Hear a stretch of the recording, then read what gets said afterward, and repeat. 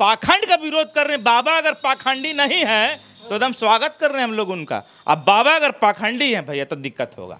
बेरोजगार अमित चौरसिया की नौकरी लगेगी बाबा, तो कहेंगे हाँ लगेगी, तो कब लगेगी? पप्पू यादव धर्म विरोधी नेता है। क्या को बीजेपी का नेता को आप देखे थे कि पूजा कर रहा था? मनीष कश्यप तो आपका परम भक्त था बाबा, तो उसको कब जेल से बेल निकल रहा है उसका भी पर्ची जरा खोलिए। आप अगर यहाँ धार्मिक उन्माद फैलाकर भारतीय जनता पार्टी को धार्मिक लाभ पहुंचाइएगा तब तो भैया हम लोग नहीं होने देंगे। आसपास समझ लीजिए, हम आपका विरोध नहीं कर रहे हैं, हम आपके प्रशंसा करने आए हैं कि भाई आप अगर कर सकते हैं तो कीजिए। बागेश्वर धाम आपके अंदर चमत्कार है तो स्वीकार कीजिए चुनौती, हम आपके चरण में नमन करने को तैयार हैं।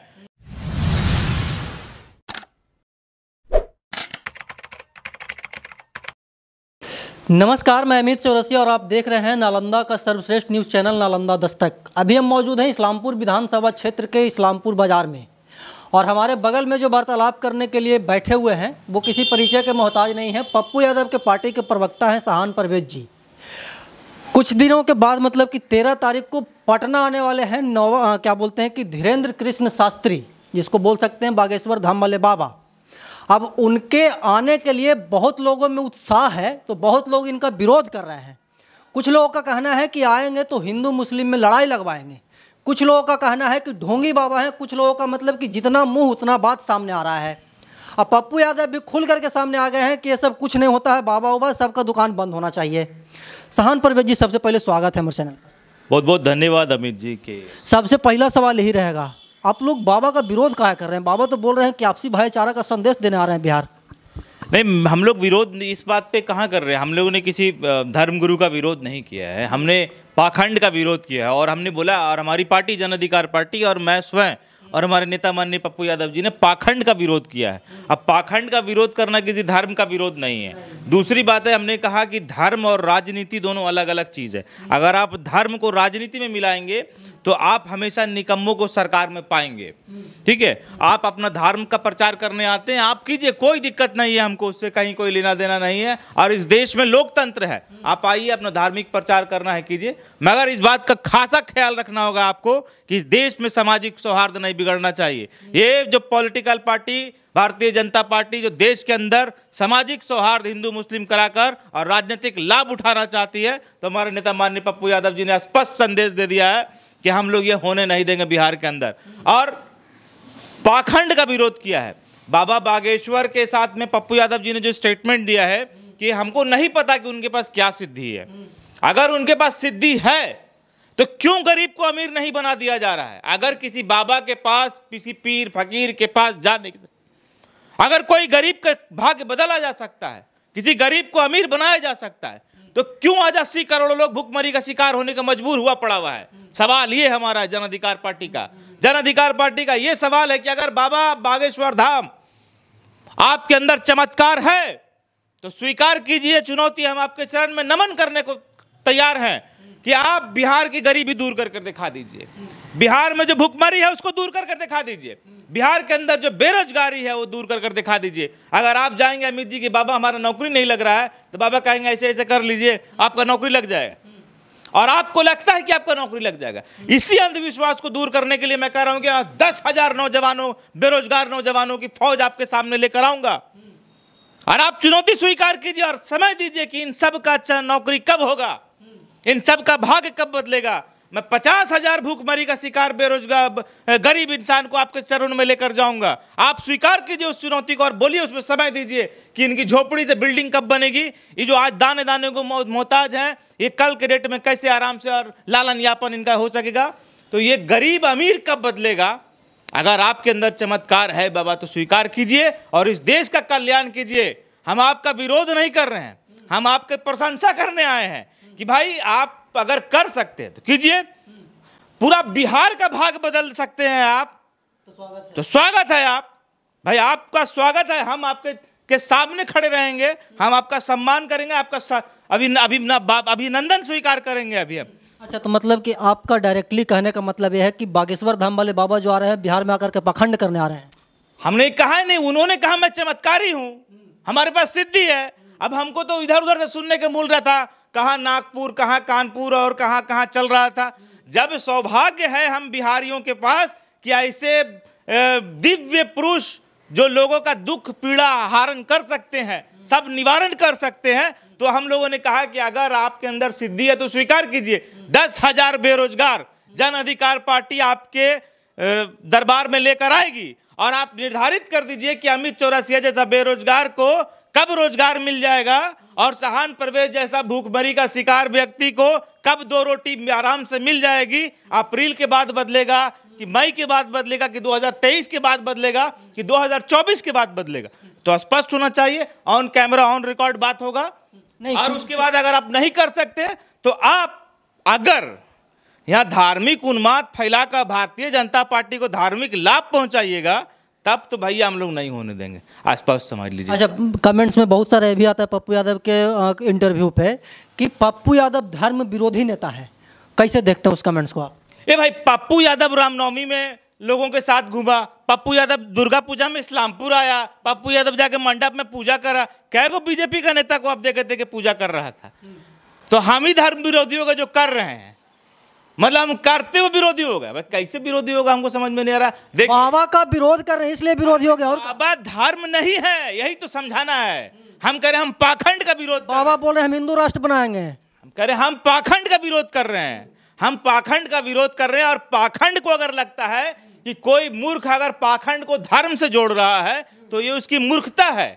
हर धर्म में पाखंड है और हम धर्म के में पाखंडों का विरोध कर रहे हैं। हम धर्म में अंधविश्वासों का विरोध कर रहे हैं। धर्म श्रद्धा से होती है, धर्म में श्रद्धा होता है। धर्म में अंधविश्वास जिस दिन आ गया उस दिन आप धार्मिक नहीं रह गए, आपका धर्म नष्ट हो गया। आप किसी भी धर्म, बाबा वही ना बोल रहे कि हम हिंदू धर्म का प्रचार करने आ रहे हैं, सनातन धर्म का हम प्रचार करने आ रहे हैं, हम किसी का विरोध करने नहीं आ रहे हैं। और कुछ लोग उनको पाखंड बता रहे हैं।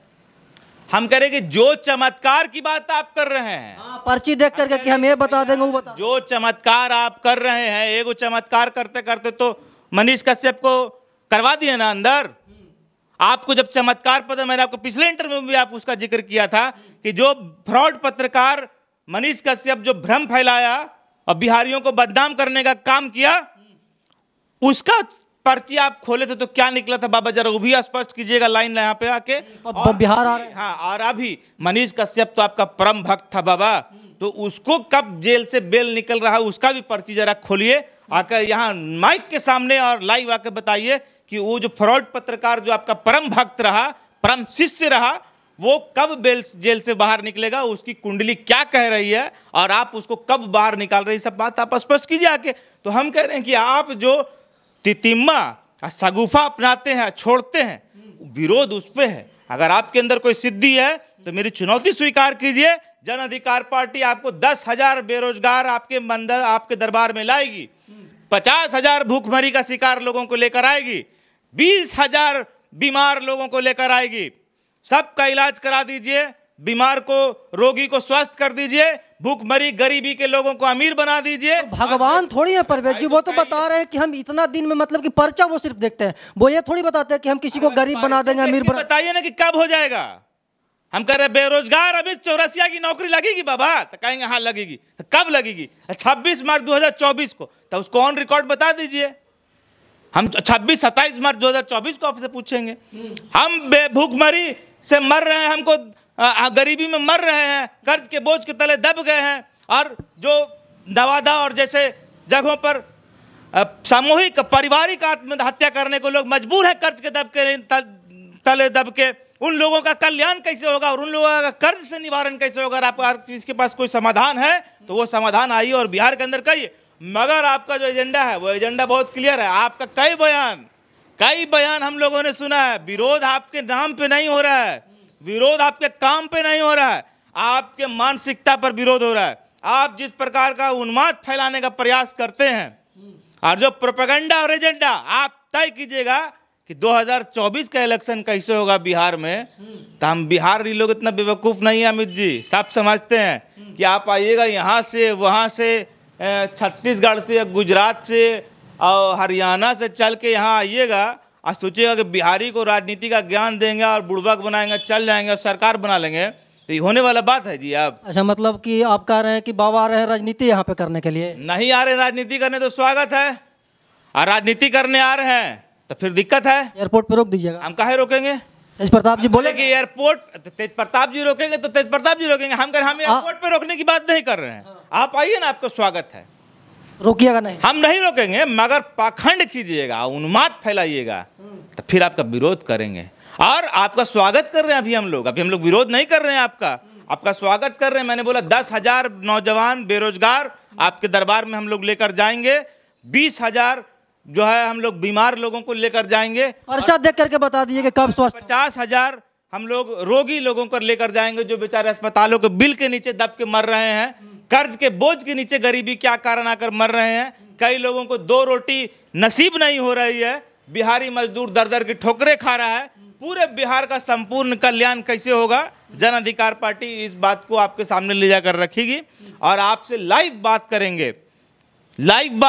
लाइव तो वो हजारों कैमरा के सामने प्रूफ कर दिया कि बागेश्वर वाला धाम धीरेन्द्र कृष्ण शास्त्री सही है। भाई काहे भागे नागपुर से? आप बोले थे कि इतना दिन कहीं मेरा टेंडर ही था, बिहार आ रहे 17 तारीख तक। बुलाइएगा आप हमको बुलाइएगा कि अभी अपने पार्टी का पक्ष रखना है, आप प्रवक्ता हैं, तो हम तो सुतली रात में भी आएंगे ना, कि हम भाग जाएंगे? अभी सोए हुए हैं। अच्छा, अभी यही इतने समय हम आपसे 5 घंटा हमसे बात करें, हमारा काम ही यही है। अच्छा देखिए, बाबा का नागपुर वाला बात आप बोल रहे, बाबा कहना था कि उतना दिन तक का हम वहाँ पे आए थे, उतना दिन में हम वापस आ गए। अब बिहार आ रहे हैं 17 तारीख के लिए, 18 तारीख को चले जाएंगे तो बोलिए कि भाग गए। भाई हम तो जब वो आ रहे हैं उसी तो मैं बोल रहे हैं, विरोध नहीं कर रहे हैं अमित जी, हम स्वागत कर रहे हैं बाबा का, फूल माला से स्वागत करेंगे बाबा का। स्वागत करने जाइएगा, हम लोग स्वागत करने, इन पाखंड करेंगे तो छोड़िएगा। अरे भाई पाखंड का विरोध कर रहे हैं, बाबा अगर पाखंडी नहीं है तो एकदम स्वागत कर रहे हैं हम लोग उनका। अब बाबा अगर पाखंडी है भैया तो दिक्कत होगा बिहार में। बिहार में देखिए, बिहार के लोगों को बाहर से लोग आया हुआ लोग समझता है कि बुड़बक है, बेवकूफ़ है, इसको जैसे तोड़े मरोड़ेंगे समझा देंगे, ऐसे तो डुगडुगिया बजा देंगे चल जाएंगे। एक वो आए थे कुछ दिन पहले भी आए थे, और हिसुआ में आके राजनीति का ज्ञान दे रहे थे बिहारी को। अरे भाई बिहार की धरती से हमने लोकतंत्र का उदाहरण सेट किया पूरे दुनिया विश्व के लिए। बिहार की धरती से हमने राजनीति सिखाया है लोगों को। बिहार की धरती से सदन और सदन का परिभाषा हमने बताया है लोगों को। अब आप हम ही को समझिएगा कि हम ही लोग को सिखाइएगा आगे की राजनीति। बिहार में जो बच्चा पैदा होता है वो भी राजनीति से परिपूर्ण होता है, इस बात को समझना पड़ेगा। बिहार में नेता और IAS का कमी नहीं होता है, तो ना हमसे ज़्यादा बुद्धि आपके पास होगा और ना हमसे ज़्यादा राजनीति का दांव पेच आप जानते हैं। तो हम लोग भोला भाला लोग हैं भाई, कि हम लोग लोगों का सम्मान कर रहे हैं, सत्कार कर रहे हैं। अभी देखिए प्रोपेगेंडा फैला दिया गया है कि विरोध कर रहा है। कोई विरोध नहीं कर रहा। तेज प्रताप जी ने भी कहा कि अगर उन्माद फैलाइएगा तो हम लोग विरोध करेंगे। तो भाई अगर उन्माद फैलाते हैं, अगर मैं उन्माद फैलाऊंगा मेरा विरोध होगा कि नहीं होगा? अगर कोई भी उन्माद फैलाएगा तो विरोध होना चाहिए कि नहीं होना चाहिए? मतलब आप लोग को ऐसा अंदेशा है कि बाबा आएंगे तो उन्माद फैलाएंगे? भाई उन्मादे फैलाने तो आएंगे, अगर नहीं आएंगे हमको कोई अंदेशा नहीं। हम तो चाहते हैं कि बहुत बड़ा संत आदमी है और संतों की धरती है ना ये बिहार तो संतों की धरती है ना। तो जब संत आएंगे तो स्वागत करेंगे हम लोग। मगर संत के नाम पे, अगर आप धर्म के नाम पे आप पाखंड फैलाएंगे तो हम लोग विरोध करेंगे, आप भरपूर विरोध करेंगे, एक्सपोज करने का काम करेंगे आपको। और इसमें जिन लोगों को पीड़ा होता है, तब फिर समझिए कि जो लोग अगर पाखंडियों के समर्थन में है, वो फिर वैसे लोगों का भी विरोध होना चाहिए। और पूरे बिहार की जनता में हम लोग जाएंगे और कहेंगे कि अगर चमत्कार है तो आपका सम्मान है, आपका स्वागत है। अगर आपके पास चमत्कार नहीं है, आप पाखंड कर रहे हैं, तो आपका भैया विरोध। चमत्कार है तो बिहार में रहिए, मत जाइए ना। बिहार में रखेंगे हम लोग जी, बिल्कुल बिहार में रखेंगे। बहुत बड़ा मठ बनवाएंगे उनका, हम लोग बिहार में रखेंगे उनको। सहान परवेज जी मठ बनवाएंगे अगर चमत्कार करेंगे। हम लोग सब बनवाएंगे भाई, हम लोग खुद जाएंगे, बहुत बड़ा मठ बनवाएंगे उनके लिए। भाई अगर ऐसा कोई व्यक्ति जो पूरे बिहार के तकदीर को बदल सकता है, इतिहास गवाह है कि आज़ादी के बाद बिहार लगातार पिछड़ता जा रहा है। बिहार के पास कोई आमदनी का जरिया नहीं है, बिहार में कोई कल कारखाना फैक्ट्री नहीं है। हमारे नौजवानों को दर दर की ठोकरें खानी पड़ रही है नौकरी के लिए। यहाँ भूखमरी, गरीबी या शिक्षा बढ़ती चली जा रही है। तो ऐसे लोग अगर आएंगे और चमत्कार करेंगे तो हमको दुश्मनी है क्या भाई? हम तो चाहेंगे कि बिहार का कल्याण हो।